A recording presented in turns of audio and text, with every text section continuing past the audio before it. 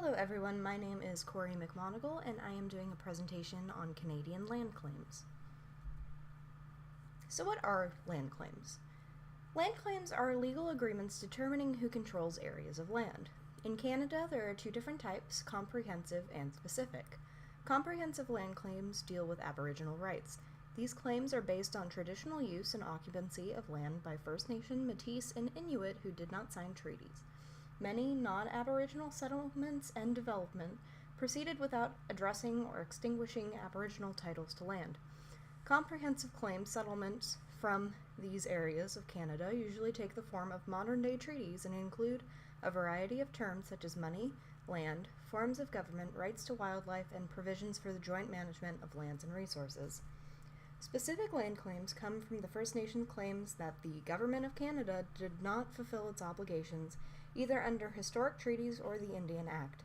Types of claims include the size or location of reserve land, the inability to protect reserve land from unlawful sale or lease, fraud, and the misadministration of First Nation funds or assets. Specific claims are settled by negotiation or by court action, and settlements can consist of monetary compensation or land.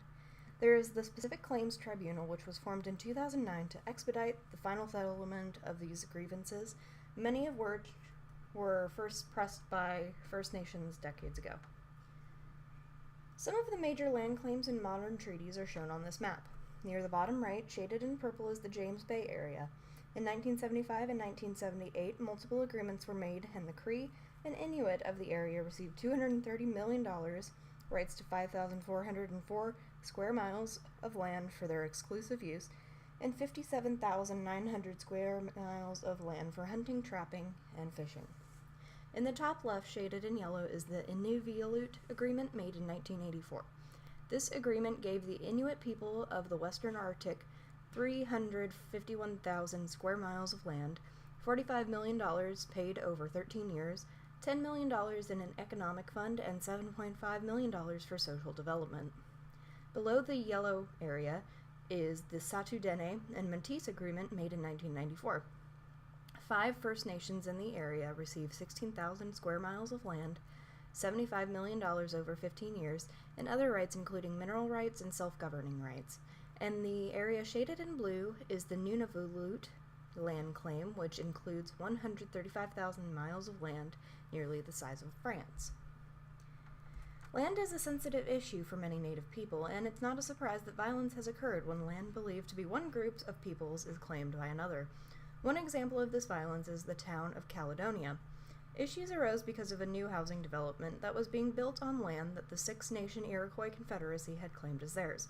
The Confederacy believed that the land had been sold without their knowledge or consent and began occupying the area. They set up barriers and blocked traffic, which in turn made the Canadian citizens retaliate and create their own blockades. Tensions escalated, and brawls, vandalism, and fights involving stones and golf balls occurred. The local government tried to intervene by purchasing the land from the contractors and negotiating with the Six Nations, putting a temporary halt to the violence. Canadian protesters then began threatening that they were going to finish the unfinished homes as well as live in them during the winter. Another problem facing the Native communities are the living conditions of reservations. Often the conditions of many of the Canadian reservations are very poor. This image depicts a family in the First Nations community of Pinkagikum in northwestern Ontario. Overcrowding is a major issue on many reserves where there isn't enough housing and living conditions are often substandard. This image was taken in 2014. This image shows a man in Little Saskatchewan Reservation presenting his drinking water in 2010. In 2010, many of the First Nation communities were under water advisories, many presenting E. coli in their drinking water.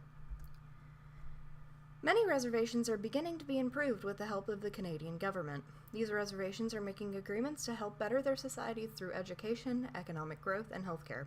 Their water and housing crises are being acknowledged and continue to progress towards more acceptable living standards.